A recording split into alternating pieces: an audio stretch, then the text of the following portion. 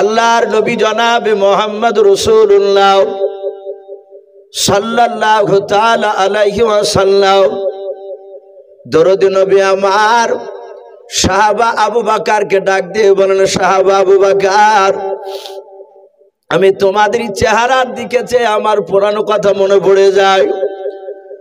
হযরত আমিরুল মুমিনিন উমর ইবনুল খাত্তাব রাদিয়াল্লাহু তাআলা আনহু বাবা, আল্লাহর নবীজির বাম পাশে আপনার বসা ছিলেন। হযরত উমর নবীজির কাছে বাপজি আপনার দাঁড়িয়ে হাত ওখানা ধরে কেঁদে কেঁদে বললেন, ওগো আল্লাহর নবীজি, আপনি আমাদের চেহারার দিকে চেয়ে কেন কাঁদছেন বলার? বিশ্বনবী বলেন, সাহাবা, আমি এখানে অনেকগুলো সাহাবার দিকে চেয়ে দেখছি না বাবা, তোমরা যেদিন আমাকে চিনতে পারতা না। ওরে সাহাবা, এখানে অনেকগুলো সাহাবা দেখতে পাচ্ছি, তারা আমাকে ধরে ধরে মেরেছিল, আমি তাদের কাছে কলমার দাঁত দিতে গিয়েছিলাম। হযরত আবু বকর নাই, ওমর ফারুক রাদিয়াল্লাহু তাআলা আনহু বাবা সঙ্গে সঙ্গে আল্লাহর নবীর হাত ওখানে জোরে ধরলেন। ওমর কেঁদে কেঁদে বলছেন, নবী বেয়াদবি হলে মাফ করবেন। ওগো আল্লাহ রাসূল, যেই দিন আমি আপনাকে চিনতে পেরেছিলাম না নবী গো, সেই দিন থেকে আমি আপনাকে তার আগে বিরোধিতা করতাম। ওগো নবীজি, জানতাম না বেঈমান আবু জেহেল আমাকে বলতো, লা তাসমাউ লিহাযাল কুরআন, খবরদার মুহাম্মদ সাল্লাল্লাহু আলাইহি ওয়াসাল্লামের কোরআনের কথা তুমি শুনে নাও। ওগো নবীজি, আমি আপনাকে দেখলি, সাহাবাদেরকে দেখলি, এভাবে কানে আঙুল দিয়ে ঘুরে ঘুরে হাঁটতাম, যেন আপনার কথাগুলো আমার কানে যেন না চলে আসে। ওগো আল্লাহর নবী, শুনে নেন, যেই দিন থেকে আপনাকে চিনতে পেরেছি হুজুর, সেই দিন থেকে নবী আপনার দিকে আঙুল তুলে আমি কথা বলি নাই। আর কোনো মানুষকে ওমর থাকতে গেলে আপনার সামনে কেউ আঙুল তুলে কথা বলতে পারে নাই, বলুন আলহামদুলিল্লাহ। ওগো রাসূল, আপনি আর কাঁদেন না, আপনাকে এখন তো আর কেউ আপনাকে আঙুল তুলে কথা বলে না। রাসূল, আমি কি ভালোবাসি না আপনাকে? হাদিসের ভাষায় এসেছে, আল্লাহ রাসূল সাল্লাল্লাহু তাআলা আলাইহি ওয়াসাল্লামের সাহাবা উমর, নবী বলেন, ওমর এত ভালোবাসতেন ঈমান আনার পরে আমাকে। রাসূল যতক্ষণ বাপজি ওমরের সামনে কথা বলতে, হযরত ওমর ফারুক রাদিয়াল্লাহু তাআলা আনহু এক সেকেন্ডের জন্য বাপজি এদিক ওদিক তাকাতেন না, একইভাবে রাসূলুল্লাহর চেহারার দিকে চেয়ে কথাগুলো শুনতেন। আল্লাহ রাসূল বলতেন মাঝে মাঝে, ওমর, আমি অনেক সাহাবাকে দেখতে পাই, তারা এদিক ওদিক তাকায়। এই ওমর, তুমি আমার দরবারে আসলে তুমি বসে গেলে আমার দিকে অমন করে তাকিয়ে থাকো, আর তোমার দুই চোখের কোণা দিয়ে পানি গড়ে গেল। হযরত ওমর বলতেন, হুজুর, এই চোখ দিয়ে আমি আপনাকে প্রথমে চিনতে পেরেছিলাম না, আপনি এত বড় দামি রাসূল। ওগো নবী, আপনাকে ঈমান আনার পরে আমার মন চাই না অন্য কাউকে দেখতে, বলুন আলহামদুলিল্লাহ। কিয়ামত পর্যন্ত আপনাকে আর আমাকে যদি আল্লাহ জীবিত রাখে, আমাকে যদি কোনো কাজ আর না করতে হতো, আমি এইভাবে 24 ঘন্টা একইভাবে রাত দিন আপনার দিকে তাকিয়ে থাকতাম। আল্লাহ রাসূল বলতেন, ওমর এত ভালোবাসো? বলে, হুজুর হ্যাঁ। আমার সেই উমর রাসূলকে বলছেন, হুজুর, আমি ঈমান আনার পর তো আপনাকে কেউ মারেনি। আল্লাহ রাসূল বললেন, ওমর, তুমি কি ভুলে গিয়েছো, তুমি ঈমান আনার পরে আমাকে এক ইহুদি অন্যায় করে কথা বলেছিল। সিরাতে হালবিয়া বলে একটি উর্দু কিতাব, রাসূলুল্লাহর বাপজি তাতে চরিত্র কথা জীবনী তাতে দেওয়া আছে। আল্লাহ রাসূল বলেন, ওমর, তুমি শুনবা? বলো, হুজুর একটু বলুন, কবে আপনাকে ইহুদি আমার সামনে গালি দিয়েছিল? আমি ঈমান আনার পরে। কিতাবে এসেছে বাপজি, সবচেয়ে সেই জামানায় মদিনার সবচেয়ে বড় ইহুদের আলেম, তার নাম ছিল বাপজি রাহাব বলে নাম। তাওরাত জাবুর কিতাবের বাপজি সে বিখ্যাত হাফেজ ছিল। এখনো বর্তমান খ্রিস্টান গির্জায় যারা ইমামতি করে তাদেরকে পাদ্রী বলা হয়। ইহুদের আলেম সেই রাহাব, পাদ্রী, পণ্ডিত, সে তাওরাতে বাপজি পড়েছে আখিরি জামানার একজন রাসূল হবে। সেই নবী মুহাম্মদ সাল্লাল্লাহু আলাইহি ওয়াসাল্লামের চরিত্র সব ভালো, কিন্তু তার দুটো চরিত্র বাপজি আপনার নয়, দুটো গুণ। মুহাম্মদ সাল্লাল্লাহু আলাইহি ওয়াসাল্লামের সব গুণ ভালো, কিন্তু তার চেয়ে তার দুটো গুণ বাপজি আপনার সবচেয়ে আরো বড় মহৎ গুণ হবে, ভালো হবে। এক নম্বর, মুহাম্মদ সাল্লাল্লাহু আলাইহি ওয়াসাল্লামের সামনে হাজারো অন্যায় করলে উনি অন্যায়কারীকে মাফ করে দিবেন। বলুন সুবহানাল্লাহ। আল্লাহ রসুলের বাপ যে আপনার, যিনি রসুল হবে, তিনি জীবনে আমানতের খেয়ানত করবেন না। এই দুটো গুণ বাপজি ইহুদের আলেম রাহাব কেতাবে পড়েছে। পড়ার পরে তার একটা ভাতিজা ছিল, কেউ লিখেছেন তার ভাতিজার নাম ছিল উসামা। তো সেই ইহুদির আলেম তার ভাতিজা উসামাকে ডেকে বলছে, ভাতিজা তুমি কোথায় যাবা? বলে, চাচাজি আপনি তো জানেন আমি শাম দেশে ব্যবসা করতে যাই। ইহুদির আলেম সেই রাহাব পাদ্রী বলল, ভাতিজা তুমি যদি শাম দেশে যাও, ওখানে গিয়ে যদি মানুষ বলা বলি করে যে আখিরি জামানার পয়গম্বর মুহাম্মদ রাসূলুল্লাহ সাল্লাল্লাহু আলাইহি ওয়াসাল্লাম এই মক্কা নগরে জন্ম নিয়েছে এবং উনি নবুয়তের দাওয়াত দিতে শুরু করেছে, তাবলীগের কাজ করছে, এই কথা যদি শুনতে পাও ভাতিজা, তাহলে একটু যত তাড়াতাড়ি পারো এসে আমাকে বলবা। বাপজি আমার সোনা লালেরা, এমন একজন রসুলকে আমরা পেয়েছিলাম যে রসুল মক্কাতে জন্ম নিয়েছে, মদিনাতে রসুলুল্লাহ যায়নি, অথচ মক্কা রসুলুল্লাহর নবুয়তের কথা মদিনায় পৌঁছে গিয়েছে। বলুন আলহামদুলিল্লাহ।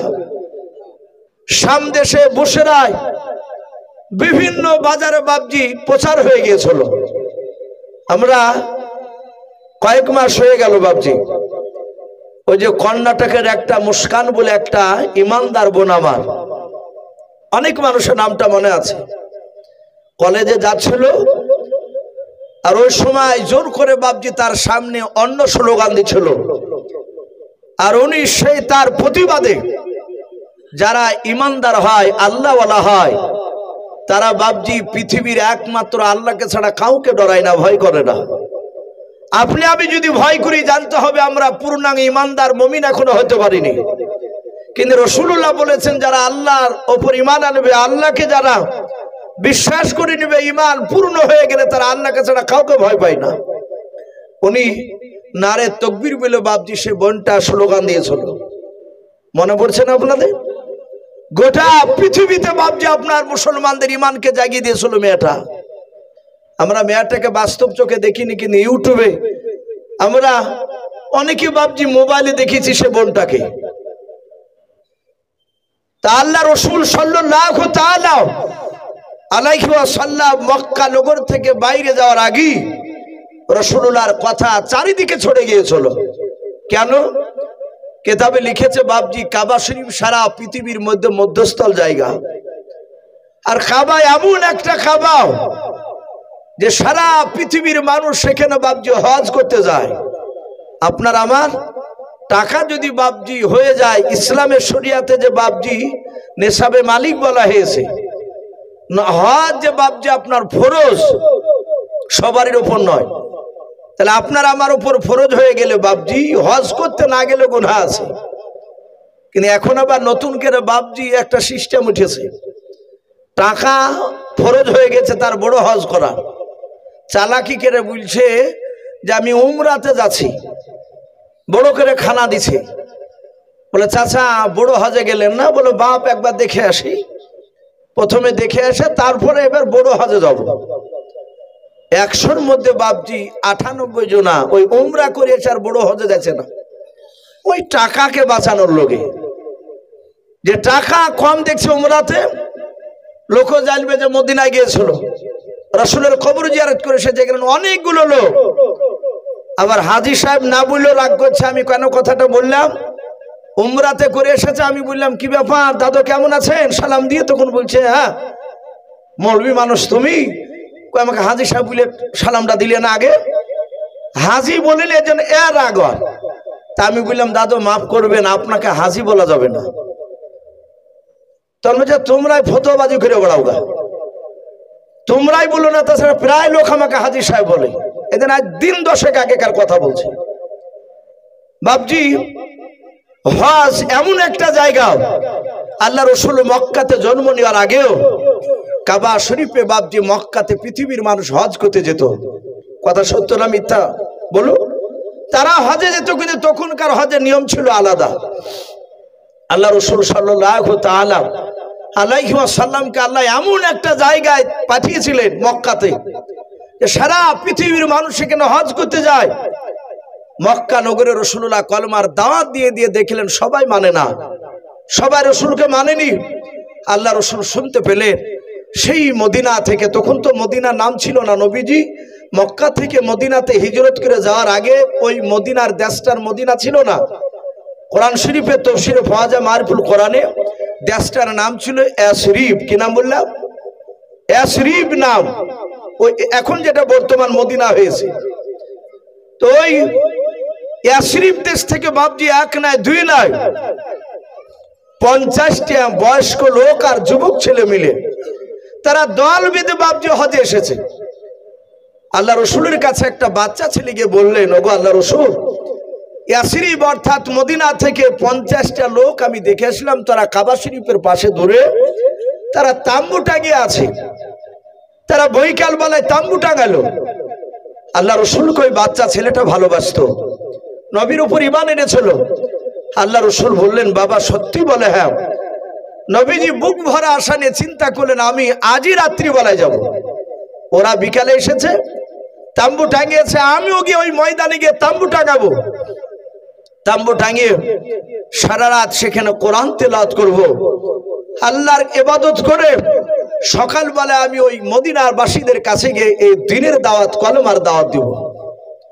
সম্মানিত ভাইরা আমার, বাবা জীবনেরা, আল্লাহ রসুল সাল্লাল্লাহু তাআলা আলাইহি ওয়াসাল্লাম তিনি গিয়েছে। আর বেঈমান আবু জেহেল বাপজি লক্ষ্য করত যে মুহাম্মদ সাল্লাল্লাহু আলাইহি ওয়াসাল্লাম কোথায় কোথায় যায়, ও নবীর বিরোধিতা করত। আবু জেহেল দেখলো তো বেটা চলে গেল ওই মক্কা নগরে কাবা শরীফের ওই ময়দানে। তখন তো বাপজি এত ঘর ছিল না, ফাঁকা মরুভূমি পড়ে। আল্লাহ রসুলকে যেতে দেখে বাপজি বেঈমান আবু জেহেল রাত্রিবেলায় আরো 9টা লোককে, কেউ বলেছেন 10টা লোককে ডেকে সে একটা দল গুছে নিয়ে মদিনার সব বাপজি আপনার তাম্বুতে গিয়ে মানুষকে ডাকলো। তারা 5টা তাম্বু টেঙেছিল, এক একটা তাম্বুতে 10 জন করে মানুষ, 5-10-50 সবাইকে ডাকলো। ডেকে বলছে, এই এই ইয়াসরিব দেশের মানুষেরা, তোমরা আমাকে চিনো, আমি কে? আল্লাহ রসুলের ব্যাপারে বাপজি তারা তো জানে না, নবীর নামই শুনেনি তারা। আবু জেহেল বলল, আমি মক্কার বড় নেতা, আমি তোমাদের বাপ দাদাদেরকে ভালোবাসি, শুনে নাও, আমি তোমাদেরকে একটা কাজ থেকে সাবধান করতে এসেছি। মদিনার বয়স্ক লোকেরা বলল, ভাই আবু জেহেল, আমাদেরকে কোথা থেকে সাবধান করবা? ডাক দিয়ে বললো, ওই দেখো তাম্বু দেখতে পাচ্ছ, রাসূলুল্লাহর তাম্বুকে দেখাচ্ছে, জায়তুন তেলের বাতি জ্বালিয়েছে। বলে, হ্যাঁ দেখতে পাচ্ছি। বলে, ওই তাম্বুর ভিতরে মক্কার সবচেয়ে বড় পাগল ভরা আছে, বলুন আস্তাগফিরুল্লাহ। সারা পৃথিবীর মধ্যে শ্রেষ্ঠ রসুল, যে রসুলের বাপজির শরীর থেকে ঘাম বেরোলে মুশকে আম্বার নাই খুশবু বের হতো, বলুন সুবহানাল্লাহ।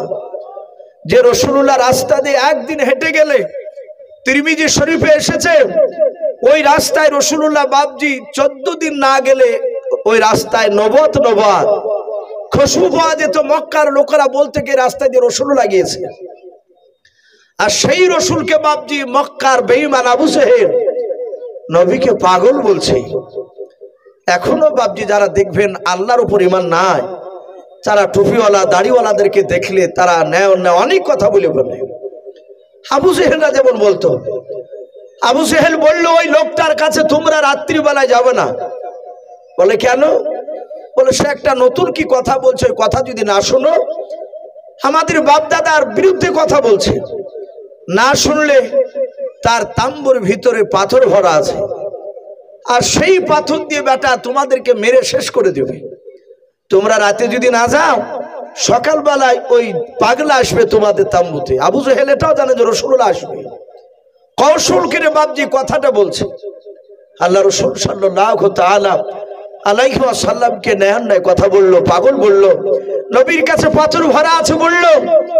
মদিনার তারা 50টা লোক বললো, ভাই আমরা রাত্রিবেলায় কেউ যাব না, কিন্তু বাপজি আবু জেহেল ভেবেছিল রাসূলুল্লাহর কথাকে তাড়াতাড়ি করে মিশে দেবে, কিন্তু আবু জেহেলরা যত তাড়াতাড়ি চেষ্টা করেছিল রাসূলের দিনকে বাপজি মক্কা থেকে বাইরে বেরোতে দিবে না, কিন্তু তার চেয়েও তাড়াতাড়ি রাসূলুল্লাহর ঈমান আরো বাপজি কলমার দাওয়াত চারি বিশ্বে পৌঁছে গিয়েছিল। বলুন আলহামদুলিল্লাহ।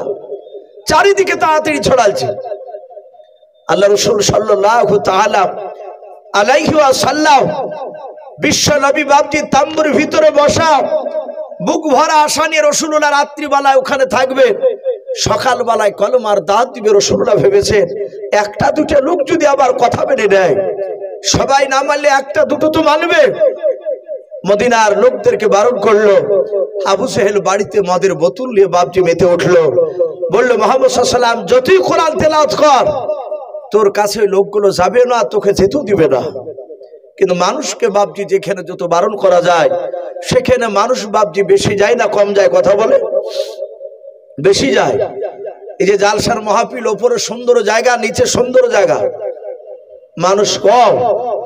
কিন্তু এখানে যদি বাপজি যাত্রার মাহফিল হতো তাহলে বাপজি গোবরের উপড়াতেও বসে মানুষ শুনতো, জায়গা দিতে পারত না। ওখানে মানুষ বারণ করে যে যেও না, ওই জায়গা ভালো না, খারাপ, ওতে গেলে নেকি হবে না, আর এখানে নেকি হবে, কিন্তু ওই জায়গাতে মানুষ চাপ দেয় বেশি। আবু জেহেল বারণ করে গেল, আর মদিনার লোকেদের ভিতরে তোলপাড় শুরু হয়ে গেল। ওই তাম্বুর ভিতরে পাগলটা আছে ভরা, বলে গেল সে কালো না ধুলো, সে মোটা না সরু, তার পোশাকগুলো ময়লা যুক্ত না পরিষ্কার, তার চুলগুলো এলোমেলো হয়ে আছে না, একটু দেখার দরকার। জোরে বলুন সুবহানাল্লাহ। ভাইরা আমার, বাবা জীবনেরাও, মদিনার 50টা মানুষ বাপ যে তাদের মধ্যে থেকে বয়স্ক লোকেরাও ওই তাম্বুর দিকে লক্ষ্য করে রাত্রিবেলা বলেছিল, বন্ধুরা আমরা মদিনার যেই সব মানুষগুলো একত্রিত হয়ে এসেছি মক্কা নগরে, বলে হ্যাঁ, আমরা এখনই তাম্বুর ভিতর থেকে বেরিয়ে ফাঁকা জায়গায় বসে পড়ি। সবাই মিলে বাপজি ফাঁকা জায়গা তারা মিটিং করার জন্য বসে পড়ল। বয়স্ক লোকেরা ডাক দিয়ে বলেছিল, গো যুবক ছেলেরাও, তোমরা কি দেখেছো ওই মক্কার ওই যে তাম্বুর ভেতরে পাগলটা ভরা আছে, ওই পাগলটাকে কি তোমরা এর পূর্বে কোথাও দেখেছিল বলো? ওই যুবকরা ডাক দিয়ে বলেছিল, চাচা আজ জীবনে প্রথমে মক্কা নগরে এসেছে হজ করতে চাচাও, আজ রাত্রিবেলা থাকার উপর সকালবেলায় কাবা তওয়াফ করে বাড়ি চলে যাব। ওগো চাচা, আমরা এর পূর্বে কোনোদিন পাগলকে দেখে নাই। ওগো চাচা বলল, আপনারা কি ওই পাগলটাকে কোনোদিন দেখেছেন বলো? বয়স্ক লোকেরা বলো, না বাবা আমরাও তো দেখি না। ওই বয়স্ক লোকেরা বলেছিল, বাবা আবু জেহেল মক্কার বড় নেতা বলেছে রাত্রিবেলা যদি আমরা না যাই, সকালবেলায় নাকি ওই পাগলটা আসবে আমাদের তাম্বুতে, আর ওই লোকটার কথাগুলো যদি না শোনা যায় সে নাকি পাথর দিয়ে আঘাত করে আমাদেরকে মেরে দেবে। ওরে আমার যুবক ছেলেরা, সকালবেলা আসার আগে শুনে নাও, আজকে গভীর রাত্রিবেলায় ও যুবক ছেলেরা তোমরা সবাই নাও, মাত্র 10টা যুবক ছেলে দাঁড়িয়ে যাও। 10টা যুবক ছেলে তোমরা চুপি চুপি তোমরা অন্ধকারে গিয়া ওই মক্কার নগরের যে পাগলটা তাম্বুর ভিতরে বসা আছে, ওই তাম্বুর বাহির চারিদিক থেকে তোমরা উকি মেরে দেখে এসো। যদি প্রকৃতি পাগল হয় তাহলে আমরা আগামীকাল সকালবেলায় ওই পাগলকে আমাদের তাম্বুতে আসতে দেব না। যুবক ছেলেরা 10 জনায় বাপ যা হাত উঁচু করে দাঁড়িয়ে গেল, বলে চাচা আমরা 10 জনা যাব বলে হাও। যুবক ছেলেরা বাপ যে আপনার যখনই যেতে লাগলে, বয়স্ক লোকেরা বলেছিল, বাবা তোমরা খালি হাতে যেও না। বলে কেন চাচাও? বলে আবু জেহেল বলেছে ওই পাগলটার কাছে নাকি পাথর ভরা আছে, তার কথা না শুনে নাকি পাথর দিয়ে মারবে রে বাবা। এই যুবকেরাও 10 জনায় তোমরা দুটো দুটো করে পাথর হাতে নিয়ে নাও, 10 জনায় 20টা পাথর নিয়ে নাও, আর চুপে চুপে তোমরা যাওয়ার পর ওই পাগলটা যদি তোমাদের পায়ের শব্দ যদি টের পেয়ে যায়, জানতে যদি পারে, আর ওই পাথর দিয়ে যদি তোমাদেরকে মারে রে বাবা, তোমরা পাথর দিয়ে মারতে মারতে পাগলটাকে শুধু মক্কা ছাড়া নাই গোটা পৃথিবী থেকে তাকে বিদায় করে দেওয়া। ওই যুবক ছেলের বাপ যে মোটা মোটা তারা 10 জনাই দুটো দুটো করে বাপজি তারা দুই হাতে পাথর নিয়ে বাপজি চলে গেল। আল্লাহর নবী জনাবে মোহাম্মদ রাসূলুল্লাহ সাল্লাল্লাহু তাআলা আলাইহি ওয়াসাল্লাম দরদি নবী আমার তাম্বুর ভেতর বাপজি বসে বসে কাঁদেন আর বলেন, আল্লাহ মনে হয় তোমার দিনকার বেশি দিন টিকে রাখতে পারবো না। আল্লাহ রাসূল বাপজি কোরআন তেলাওয়াত করে গভীর রাত্রি বেলায় আল্লাহর দিকে বাপজি হাত তুলে তুলে কান্না করেছিলেন। ওগো আল্লাহ, তুমি আমাকে ধৈর্য ধরা তুমি তৌফিক করে দাও, বেশি বেশি করে যেন তোমার বান্দাদের কাছে যেন কলমের দা দিতে পারে সেই শক্তি আমাকে দাও। আল্লাহর নবী কাঁদছিলেন আর মদিনার বাপ যে 10টা যুবক ছিল আল্লাহ রসুলের তাম্বুর কাছাকাছি চলে গিয়েছে রে বাবা। যাওয়ার পর বিশ্ব নবীজির বাপজি চেহারার দিকে একটিবার যখন বাবা নজর পড়ল ওদের, ওরা সবাই বিশ্ব নবীর চেহারা দেখে বাপজি তারা আশ্চর্য হয়ে তারা আপন আপন তারা 10 জনের মধ্যে বাবা আস্তে আস্তে করে বলছেন, ভাই এই মানুষটা পৃথিবীর মধ্যে কোনো পাগল হতে পারে না, বলুন সুবহানাল্লাহ। ওরা বলছে, ভাই এ তো পাগল নয়, এই দেখ এত সুন্দর মানুষ আমরা জীবনের পূর্বে কোথাও দেখি নাই, বলুন সুবহানাল্লাহ। আল্লাহ রাসূল সাল্লাল্লাহু তাআলা আলাইহি ওয়াসাল্লামের অর্ধাঙ্গিনী বিবি মা আয়েশা সিদ্দিকা রাদিয়াল্লাহু তাআলা আনহা তিনি বলেন, আমার স্বামীর এত চেহারা ছিল, এত চেহারা ছিল। হযরতে ইউসুফ নবী আলাইহিস সালামের জীবনীতে পাওয়া যায়, ইউসুফ নবী আলাইহিস সালামের চেহারা দেখে মিশরের সেই সমাকার নারীরাও তারা ইউসুফের চেহারার দিকে চেয়ে আর ওরা আপন আপন ফল কাটছিল। ফল কাটতে কাটতে তারা আঙুল কেটে ফেলেছিল, তাও ভাবছি তারা ব্যথা বুঝতে পারেনি। মা আয়েশা সিদ্দিকা রাদিয়াল্লাহু তাআলা আনহা তিনি বলেন যে ইউসুফ নবী আলাইহিস সালামের জায়গায় ইউসুফ নবী না হয়ে আমার পয়গম্বর মুহাম্মদ সাল্লাল্লাহু আলাইহি ওয়াসাল্লাম রাসূল যদি থাকতেন, তো ওই মিশরের নারীরাও তারা আঙুল নয়, তারা নিজের কলিজা কেটে ফেললো, টের পেত না। জোরে বলুন সুবহানাল্লাহ। এত সুন্দর। হযরত আবু বকর সিদ্দিক রাদিয়াল্লাহু তাআলা আনহু তিনি মাঝে মাঝে বলতে, আমি রাসূলের চেহারার দিকে তাকাতাম আর আমি পূর্ণিমার চাঁদের দিকে দেখতাম।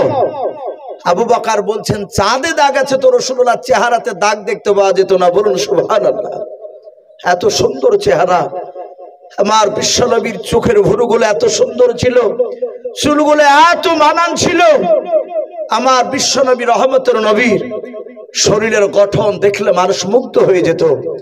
আর সেই রসুলের বাপজি চেহারার দিকে চেয়ে ওই মদিনার যুবকেরা বাপজি তারা বলাবলি করতে শুরু করেছে, ভাই এই লোকটা পাগল হতে পারে না। আবার বলছে, ভাই ওই আবু জেহেল বললো সে নাকি মানুষকে ধরে মারে তার কথা না শুনলে, কিন্তু ওর চেহারার দিকে দেখ, ওর চেহারার দিকে চেয়ে মনে হচ্ছে ওর দ্বারাতে কোনো মানুষকে মারা সম্ভব হতে পারে না, বলুন সুবহানাল্লাহ। বহু মানুষ আমরাও দেখতে পাই ভাই, কিছু মানুষ আছে বাপজি তার চেহারার দিকে তাকিয়ে কথা বলতে ভয় পায়। অনেকে আছে বলে, চাচা অমুক লোকটা নেই, বলে যাও সামনে চায়ের দোকানে। ছেলেটা গিয়ে আবার ঘুরে আসছে, বলে কি ব্যাপার বাবা ঘুরে আসলে কেন? বলে চাচা সাহস করে কথা বলতে পারলাম না, ভয় বলতে পারেনি। আমার বিশ্ব রসুলকে নবী রাস্তা দিয়ে হাঁটলে বাচ্চা ছেলেরা পর্যন্ত তার মায়ের দুধ খেত, আর যদি পাশ থেকে একটা ছেলে দৌড়ে গিয়ে বলতো ওই মুহাম্মদ সাল্লাল্লাহু আলাইহি ওয়াসাল্লাম আসছে, নবী আসছে, তো ওই বাচ্চা ছেলেটা তার মার স্তনার মুখে লেগে দুধ খেত না। ওর মা বলতো বাবা দুধ খা, বলে না মা আমি ওই নবীর কাছে যাবো। জোরে বলুন সুবহানাল্লাহ। নবীর কাছে গিয়ে ছুটে যেতে আমার বিশ্ব নবী তাদেরকে বুকের সাথে জড়ে ধরে চুমা দিতেন, আদর করতেন। আল্লাহ রাসূল সাল্লাল্লাহু তাআলা আলাইহি ওয়াসাল্লামকে কোনো মানুষ ভয় পেত না কথা বলতে। এটা হচ্ছে ইমানদারের আলামত। আমার বিশ্ব নবী রহমতের নবীর চেহারার দিকে চেয়ে বলছে, ভাই এই লোকটা নবীকে মারতে পারে না, এই লোকটা এত ভালো। এরকম মানুষ আমরা পৃথিবীতে আমি মনে হচ্ছে প্রথম দেখলাম। ওরা আস্তে আস্তে বলাবলি করছে, ভয় আছে যদি পাগলটা যদি শুনে নেয়। আল্লাহ রসুলের কানে গিয়ে আওয়াজ গিয়েছে, আল্লাহর দরদি নবী জনাবে মুহাম্মদ রাসূলুল্লাহ সাল্লাল্লাহু তাআলা আলাইহি ওয়াসাল্লাম দরুদ নবী আমার আস্তে করে ডাক দিয়ে বলছেন, ওগো তাম্বুর বাইরে কারা? ওই যুবকদের কানে গিয়ে বাপজি আওয়াজটা ধাক্কা লাগলো। আল্লাহ রসুলের বাপজি গলার আওয়াজ এত সুন্দর মিষ্টি ছিল। মদিনার যুবকেরা তারা বলা বলি করতে লাগলো, ভাই আর পালানো যাবে না। বলে কেন রে? বলে ওই দেখো পাগলটা, যাকে আমরা পাগল বলে দেখতে এসেছিলাম, ওই পাগলটা আমাদের কথা আওয়াজগুলো শুনতে পেয়ে গিয়েছে, আমাদেরকে জিজ্ঞাসা করেছে কারাও, চলো আর পালাবো না, একটু আমরা তার সামনে একটু এগিয়ে যাই। আল্লাহ রসুলের কাছাকাছি ভাবছে, তারা গিয়ে গোল করে ঘেরাও করে দাঁড়িয়ে গেল। আল্লাহর নবী বলেন, বাবা তোমাদের বাড়ি বুঝি মক্কা নগরে নাই? মদিনার যুবকেরা ডাক দিয়ে বলেছিল, ভাই আমাদের বাড়ি মক্কা নগরে নাই, আমাদের বাড়ি হচ্ছে তায়েফ নগরে নাই, ওই মদিনায় আশরিফ দেশ থেকে মক্কাতে এসেছিলাম হজ করতে। আজ দিনের বেলাতে তাম্বু টাঙিয়েছিলাম, রাত্রির বেলায় থাকার পর সকালবেলায় কাবা তওয়াফ করে বাড়ি চলে যাব। ওরে যুবক, তোমার পরিচয়টা তুমি দিয়ে দাও। আল্লাহর দরুদ নবী কাঁদে কেঁদে বলতে লাগলেন, বাবা তোমাদের কাছে কি আবু জেহেল যায় না বারণ করতে আমার কাছে আসতে? বলে হ্যাঁ, ওই আবু জেহেল বারণ করেছিল বলে আমরা তোমাকে পরীক্ষা করতে এসেছি। এই যুবক তুমি কে? তোমার নামকে পরিচয়টা দাও। আল্লাহর নবী জনাবে মুহাম্মদ রাসূলুল্লাহ সাল্লাল্লাহু তাআলা আলাইহি ওয়াসাল্লাম ডাক দিয়ে বললেন, বাবারাও তোমরা আমাকে চিনতে পারো নাই? বলে না। বলে আমি রহমাতুল লিল আলামিন পয়গম্বর জনাবে মুহাম্মদ রাসূলুল্লাহ সাল্লাল্লাহু তাআলা আলাইহি ওয়াসাল্লাম। আল্লাহ আমাকে নবী রাসূল করে দুনিয়ার বুকে পাঠিয়েছেন জাহান্নামের মানুষদেরকে জাহান্নামের রাস্তা থেকে জান্নাতের রাস্তা দেখানোর জন্য। ওরে আমার যুবক বাবা, আমি সন্ধ্যাবেলায় তাম্বু টাঙিয়েছিলাম, সারা রাত থাকার পর সকালবেলা আমি তোমাদের কাছে কলমার দাঁত দেব বলে এখানে এসেছিলাম। আল্লাহর নবীজির বাপজি 5 থেকে বাবা 10 মিনিট বিশ্ব নবীর নবুয়ত সম্পর্কে কথা শোনার পর ওই যুবকের আর থাকতে পারলো না। তারা সাথে হাতে পড়তে লাগলো কলমা লা ইলাহা, ভাই লজ্জা না, একটু মহব্বত পড়ে নি, লা ইলাহা ইল্লাল্লাহ, লা ইলাহা লা ইলাহা ইল্লাল্লাহু মুহাম্মাদুর রাসূলুল্লাহ সাল্লাল্লাহু তাআলা আলাইহি ওয়াসাল্লাম। এরা 10 জনের সাথে হাতে নবীর উপর কলমা পড়ে নিল। বাড়ি মক্কাতে নয়, বাড়ি তার ইয়াসরিব অর্থাৎ মদিনায়। এরা রসুলের কাছ থেকে আর যায় না। মদিনার আর যে বাপজি 40 জনা বসেছিল, তারা ভাবছে পাগলটা কি মেরে ফেললো নাকি? এ কয়েক ঘন্টা হতে চলে আসে না কেন? এরাও বাপজি বয়স্ক লোকেরা যাওয়ার পর দেখছে তারা থমের মতো দাঁড়িয়ে আছে রসুলের চেহারার দিকে চেয়ে। এরা পেছন থেকে বলছে, এই যুবকেরা, এই কতক্ষণ লাগে এখানে দাঁড়িয়ে আছিস কেন? ওদের দিকে কান করছে না। ওরা হাত দিয়ে ঠেলা মেরে যাহাতে রসুল্লাহর বাপজি চেহারার দিকে ওদেরও নজর পড়েছে। মনে হচ্ছে লোহাকে যেমন চুম্বকে ধরে নেয়, নবীর চেহারার দিকে চেয়ে কেউ কাউকে কথা বলে না। তারা 1 পা 2 পা করে এগিয়ে গিয়ে রসুলের বায়ান শুনছিল। তারা সাথে হাতে বাপজি ওরাও 40 জনায় কলেমা পড়ে মুসলমান হয়ে গিয়েছিল। বলুন আলহামদুলিল্লাহ। আবু জেহেল চেয়েছিল একটা মানুষের যেন রসুলের কথা না শুনে, নবীর দলে যেন না যায়, চেষ্টা করতে গেলে একটা লোকও যেন না শুনে। আর সেখানে সবাই বাপজি কলেমা পড়ে মুসলমান হলো। বলুন আলহামদুলিল্লাহ। এই সব লোকেরা মক্কা থেকে হজ করে যাওয়ার পরে তারা রাসূলুল্লাহর গুণগান তাদের উদ্দেশ্যে বাপজি আলোচনা করত। তখন আল্লাহ রসুল যায়নি। তা আমি বলছিলাম সেই ইয়াসরিব নয়, ইহুদির বড় পণ্ডিত সে আলেমটার কথা বলছিলাম। তার ভাতিজাকে বলল যে বাবা তুমি শাম দেশে ব্যবসা করতে গিয়ে যদি কোনো মানুষ যদি তুমি দেখতে পাও মক্কার মুহাম্মদ সাল্লাল্লাহু আলাইহি ওয়াসাল্লামের কথা আলোচনা করছে, তিনি নবুয়তের দাবি শুরু করেছে, ওগো ভাতিজা তুমি তাড়াতাড়ি এসে আমাকে একটু শোনাবা। বলে চাচা আমি শুনতে পেলে এসে বলবো। সাথে হাতে ভাতিজা বাপজি চলে গিয়েছে। আল্লাহ রসুল সাল্লাল্লাহু তাআলা আলাইহি ওয়াসাল্লাম সঙ্গে সঙ্গে বাপজি আপনার বলা হয়েছে আমার দরুদি নবী রহমতের নবী কলেমার কথা বাপজি সামদেশে লোকে বলা বলি করছে যে মক্কা নগরে একটা সুন্দর মানুষ নবাতের দাবি শুরু করেছে। ওই ইহুদির আলেমটা বাপজি শুনতে পেয়েছে, তার ভাতিজা এসে বলল, চাচা যার কথা বলছেন সে লোকটা কলমার দাওয়াত শুরু করেছে। বলে তাই? বলে হ্যাঁ। সাথে হাতে ইহুদির আলেমটা 5টা টাকা পকেটে ভরে নিয়ে সুজা বাপজি আপনার মক্কা নগরে চলে আসলো। এসে জিজ্ঞাসা করছে যে মুহাম্মদ সাল্লাল্লাহু আলাইহি ওয়াসাল্লামের বাড়ি কোথায়? কিছু লোকে বলল সামনে যাও দেখতে পাবা। আল্লাহ রসুলকে দেখছেন, কয়েকটা মুসলিমে ঈমান এনেছিল, আল্লাহ রসুলের কথাগুলো শুনছিল। ইহুদির আলেমটা সুজা গিয়ে মুহাম্মদ সাল্লাল্লাহু আলাইহি ওয়াসাল্লামের কাছে গিয়ে বলছেন, এ ভাই, তোমার নাম কি? মুহাম্মদ সাল্লাল্লাহু আলাইহি ওয়াসাল্লাম। আল্লাহ রসুল বললেন, ভাই আমার নাম মুহাম্মদ সাল্লাল্লাহু আলাইহি ওয়াসাল্লাম। ডাক দিয়ে বলল, তুমি কি নবী প্লাস রসুল? আল্লাহ রসুল বললেন, হ্যাঁ আমি নবী প্লাস রসুল। ইহুদির আলেমটা চিন্তা করছে, এই লোকটা যে সত্য নবী তা আমি জানবো কি করে? অনেক ভণ্ডা লোক তো দাবি করতে পারে, আমি একে বিনা পরীক্ষায় যদি একে নবী বলে মানিনি, আর আদৌ যদি নবী না হয় তাহলে কিয়ামতের ময়দানে আমাকে জাহান্নামে যাওয়া লাগবে। আবার চিন্তা করছে, আমি পরীক্ষা নিতে গেলে যদি আমি মারা যাই, ঈমান না আনতে পারলে আল্লাহ বলবে, এই আমার নবীকে পাওয়ার পর কেন পরীক্ষা নিয়েছিলি? এটাও জাহান্নামের রাস্তা। ইহুদের আলেমটা বলছেন, আল্লাহ তুমি আমাকে দিন 15 বাঁচিয়ে রাখো, আমি কি পরীক্ষা না নিয়ে ঈমান আনবো না? পরীক্ষা নিবই। ইহুদির আলেমটা বাপজি রাসূলুল্লাহর কাছে 5টা টাকা হাতে দিয়ে বলছে, আল্লাহ রাসূল হাত বেড়ে টাকাটা ধরলে, বলে ভাই টাকা কি করব? ডাক দিয়ে বলল, আপনি যে মুহাম্মদ সাল্লাল্লাহু আলাইহি ওয়াসাল্লাম রাসূল? বলে হ্যাঁ। এই মুহাম্মদ সাল্লাল্লাহু আলাইহি ওয়াসাল্লাম, এই লাউদা করে বলছে, প্রথমে তো রাসূলকে চিনে না। বলে শোনো, আমি তোমার কাছে 15 দিনকার দিন আসবো, আর এই 5 টাকার বিনিময়ে তোমার কাছ থেকে আমি 20 কেজি খেজুর নেবো। আল্লাহ রসুল মুচকে হাসি দিয়ে টাকাটা পকেটে রেখে দিলেন। ইহুদের আলেম বাড়ি চলে গেল। 1 2 3 4 করে দিন ঠেলছে। 10 দিন বাপজি পার হয়নি। 10 দিনকার দিন সকালবেলায় সুজা বাপজি আপনার ইহুদের একদম মক্কা নগরে টাটকা ইমানদার সাহাবা হযরত আমিরুল মুমিনিন ওমর ইবনুল খাত্তাব রাদিয়াল্লাহু তাআলা আনহু, মাত্র 4 দিন হয়েছে মানানা। সেই দিনকার দিন 4 দিনকার দিন ওমর বসে আছে নবী দরবারে। আর সেই সময়তে বাপজি ইহুদের আলেমটা সুজা এসে আল্লাহ রসুলের কাছে এসে বাপজি এইভাবে কলার খানাকে ধরলো।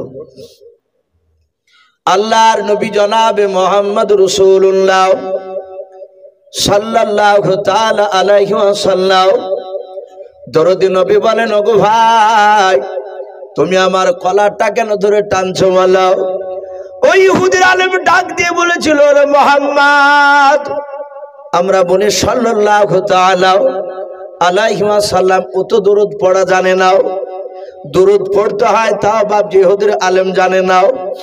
আল্লাহর নবীকে বাপজি অশ্লীল ভাষায় কথা বলতে লাগলো। বলে তোকে কারা নবী বলে মানে বল, সত্য নবী বলে মানে বল। আল্লাহর নবী বাপজি সাহাবাদের দিকে তাকে বললেন, এরা সবাই আমাকে সত্য নবী বলে মানে। সাথে হাতে বলল, ভাই এই ভাই তুমি আমাকে কেন এ ভাষায় কথা বলছো? আর কলারটা কেন ধরেছে, কেন তুমি ছাড়ো নাই? ইহুদের আলেম বলল, তোকে এরা জানে না তাই সত্য নবী বলে মানে। তুই পাকা ভণ্ডাও, তুই পাকা মিথ্যাবাদী, তোর বাপ মিথ্যাবাদী, তোর দাদা মিথ্যাবাদী। আল্লাহর নবীকে অন্যায় করে কথা বলতে লাগলো। আল্লাহর নবী বলেন, ভাই কেন আমাকে এত বড় অশ্লীল ভাষায় কথা বলছো? বলুন ভাই, এই মুহাম্মদ সাল্লাল্লাহু আলাইহি ওয়াসাল্লাম চিটার নবী, তোমার কাছে 1 নয় 2 নয়, আজ 20 দিন হতে চললো। আজ দিয়ে 4 বার হলো তোমার কাছে আসা। 3 বারের পূর্বে তুমি অস্বীকার করেছো। ভাই আমি তোমাকে 5 টাকা দিয়ে 20 কেজি খেজুর নেব বলেছিলাম, তুমি অস্বীকার করেছো। তুমি ভণ্ড নবী, তোমাকে নবী বলে মানা যাবে না। আল্লাহ রসুল ডাক দিয়ে বলেন, ভাই তোমার গণনার মধ্যে ভুল রয়েছে, তোমার 15 দিন পার হয় নাই, আজ 14 দিন নয় 10 দিন হতে চললো, এখনো 10 দিন পার হয় না। ইহুদের আলেম বাপ যে শুনে নাই, বারবার জোর করে মিথ্যা কথা জোর করে বলছে, তুমি মিথ্যাবাদী। হযরত আমিরুল মুমিনিন উমর ফারুক রাদিয়াল্লাহু তাআলা আনহু, নবীজির বাপ যে ডান পাশে বাপ যে অলঙ্গা তলোয়ার নিয়ে বসেছিলেন, হযরত উমর ইহুদের বাপ যে চেহারার দিকে চেয়ে দেখলেন, ইহুদি হাতখানা আমার নবীজির কলার কানা ধরে আছে। হযরত উমর বিশ্ব নবীকে গালি দেওয়া দেখে উমরের 2 চোখের কোনা দিয়ে পানি করছে, চোখ দুটো লাল হয়ে গিয়েছে। উমর বাপজি সহ্য করতে না পেরে ডাক দিয়ে, রে বাবা তলোয়ারের উল্টো পিঠ দিয়া সাতাতে বাবা তলোয়ার দিয়ে আঘাত করে বলছে, বেঈমান হাত নামাও। উমর এখনো মরে নাই, জিন্দা আছে, জোরে বলুন সুবহানাল্লাহ। আল্লাহ রসুলের বাপজি কলার খানা বাপজি ছুটে গিয়েছে, উমরের তলোয়ার দিয়ে উল্টো পিঠ দিয়ে এমন জোরে আঘাত করেছে রে বাবা, ইহুদের হাতে এত জোরে আঘাত লেগেছে। আল্লাহর নবী বলেন, উমরের 2 বাহুতে বাপজি এত আল্লাহ শক্তি দিয়েছিলেন, উমরের 2 হাতে বাবা 1 না 2 না, পৃথিবীর বুকের যুবকেরাও 50টা যুবকের শক্তি একাই আমার উমরের 2 হাতে দিয়েছিলেন আল্লাহ, জোরে বলুন সুবহানাল্লাহ। উমরের বাহাদুরি দেখে নবী আমার গভীর রাত্রিতে কেঁদেছিলেন, আল্লাহ উমরকে যদি তুমি হেদায়েত যদি দান করে দাও, উমর যদি ঈমান আনতো মাওলা, আমার ঈমানকে কলমার দাওয়াতকে উমর তার সাথে ভাইদেরকে নিয়ে নেতৃত্ব দান করতো, বলুন সুবহানাল্লাহ। আল্লাহর নবীর এই দোয়া আল্লাহ কবুল করে নিয়েছিলেন। সেই উমর ডাক দিয়ে বলেছিল, রে বেঈমান, উমর বেঁচে থাকতে নবীর সামনে তুই এইভাবে উমরের সামনে আল্লাহর নবীর কলার কানা ধরে তুই টানাটানি করবে, উমর সহ্য করবে না। ইহুদির হাতে লেগেছে, ইহুদি হাতখানা বুকের সাথে বাপ যেভাবে জড়ে ধরে আল্লাহ নবীর চেহারার দিকে চেয়ে চেয়ে দেখতে লাগলো। ওই ইহুদির 2 চোখের কোনা দিয়ে পানি গড়ছে, এত জোরে তলোয়ারের উল্টো পিঠে দিয়ে আঘাত লেগেছে। উমর তলোয়ার মারার পর আল্লাহর নবীকে ডাক দিয়ে বলে, হুজুর আপনি হুকুম দেন, এই বেঈমান এই ইহুদির আলেমকার পৃথিবীর বুকে বেঁচে রাখবো না, এখনই জবাই করে কে হাবিয়া দুজকে পাঠিয়ে দেব।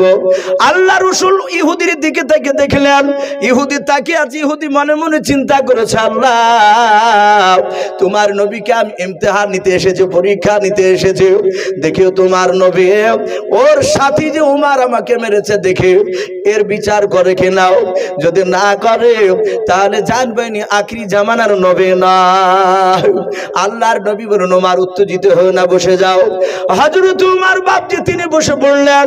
আল্লাহর নবী জনাবে মুহাম্মদ রাসূলুল্লাহ সাল্লাল্লাহু তাআলা আলাইহি ওয়াসাল্লাম ডাক দিয়ে বলুন, উমর রে তোমার কলা ধরেছিল ইহুদি না আমার কলা ধরেছিল বলো। উমর বুঝতে পেরেছেন আমার বেয়াদবি হয়ে গিয়েছে, আবেগে না থাকতে পেরে আমি তাকে মেরে দিয়েছি। আল্লাহর নবীজির সাহাবা উমর বলছিল, হুজুর আমার কলা ধরে না, আপনার কলা ধরেছিল। আল্লাহ রাসূল বলেন, উমর আমি কি তোমাকে মারতে হুকুম দিয়েছিলাম? বলে নাও।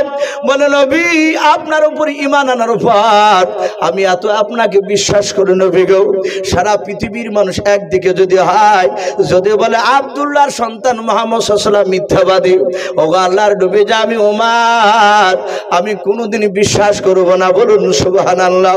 আপনাকে এত ভালোবাসে নবী শুনেলাম, তাই আমি সহ্য করতে না পেরে রাসূল আমি ইহুদিন আমি হাতে তলোয়ার মেরে দিয়েছি, উল্টো পিঠের আঘাত।